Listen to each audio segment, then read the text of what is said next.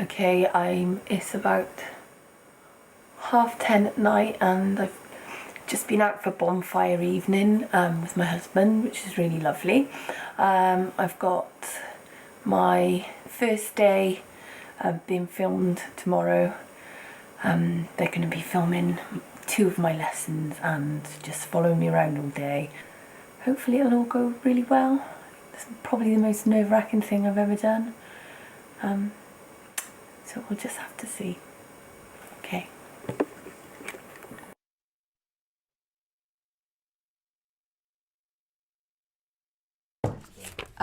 Today is a pretty normal day. So I've got 3 lessons, first, second and third. They're all an hour and 20 minutes long because we only have 4 lessons in the day. So yeah, the back is all back to back, so it can get quite kind of hectic, and I'm in different rooms as well, so running around school with loads of boxes and books. But yeah, should be okay, hopefully. Hopefully, if I can just sit on my nerves a bit. Helen is a newly qualified teacher at the City Academy in Bristol. It's Thursday morning and her first day back after the half-term break. Helen works in the English department, and it's her 9th week of teaching as an NQT.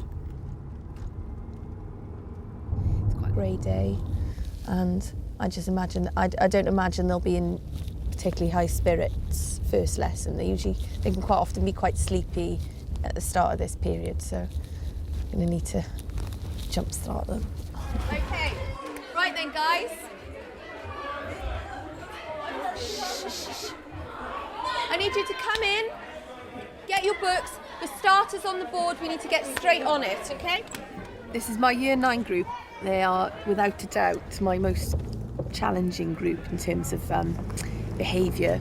Okay, guys, very quickly, while we're waiting for all the latecomers to arrive, can we get our pens out? And I want you to think about, look at this war poster, what does war mean to you? And the title in your book, okay, rather than you write down the what, which we'll go through in a minute, the title is War and Conflict, which is the brand new module that we're starting today. Even though they're a top set, they're just, I don't know, they're a lot better already, because the first few weeks I found them very difficult indeed, but they're kind of in a bit of a routine now, and that seems to have helped. Hi girls, can you quickly get your books please and sit down? What I'm asking you to do is, if you look at the board, I want you to just write down a few words just to describe what the word... Year 9, can we please get on with the task? Can I have any ideas? Has anyone kind of written a reaction that they'd like to share with me? What does the word war mean to you? Natalie? Killing innocent people. War is killing innocent people. Okay, so what I want you to now do is talk amongst yourselves. I'm going to give you 2 minutes, and I want you to run up to the board, and I want you to write as many words as you can that you think of when you look at some of these pictures.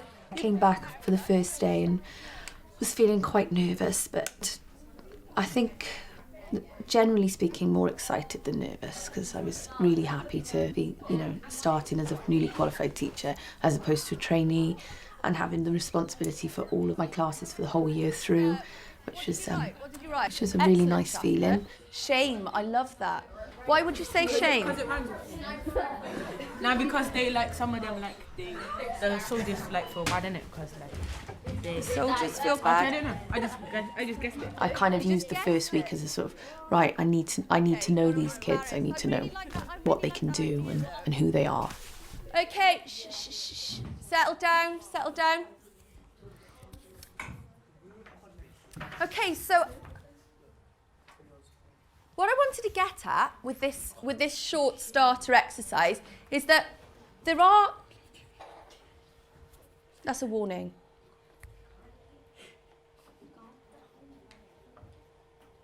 There are lots of different ways that you can represent war, and also possibly to make you think that war means different things to different people. This is a clip of the opening scene of a film called Saving Private Ryan.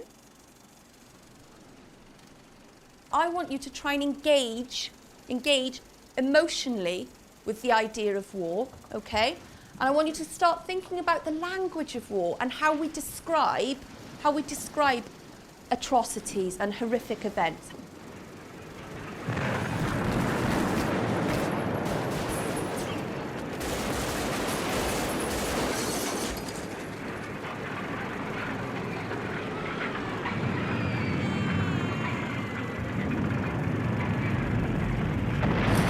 Okay. No. Hands up, please. Has anyone got any reactions to that clip? My cousin's a soldier, like in Okay. war now, so I could like relate to her a bit. Okay. What describing words would you use, Shaska? Horrifying. What was the scene like? Was it calm? Was it still? What? Action.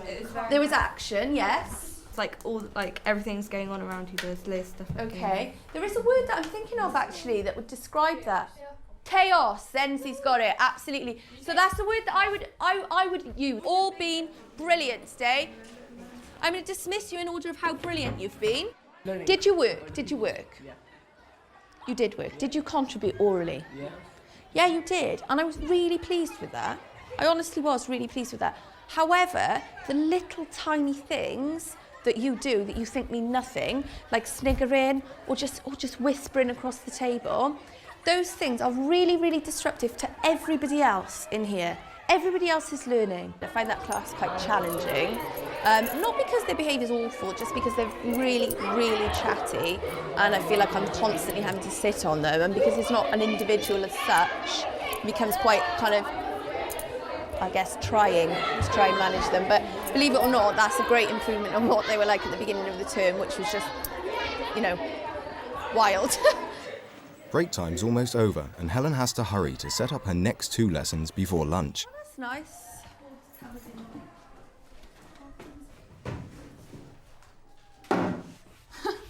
This is why I don't ever get to get a break in the day. I'm always running around trying to...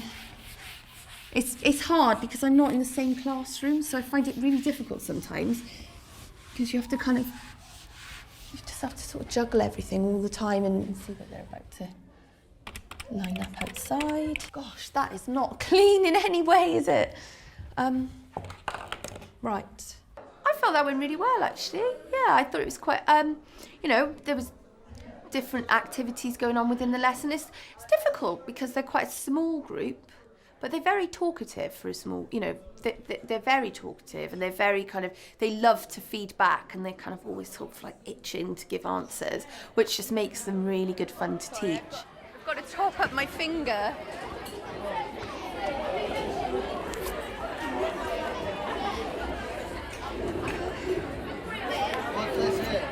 This is the cash system. So rather, you can't really pay with cash. You're supposed to top up your account. Oh, I don't need to. I'm fine. Oh, didn't realise how rich I was. With your fingerprint, basically, they scan your fingerprint and then you just put money onto it. And the kids use it for kind of photocopying and things as well.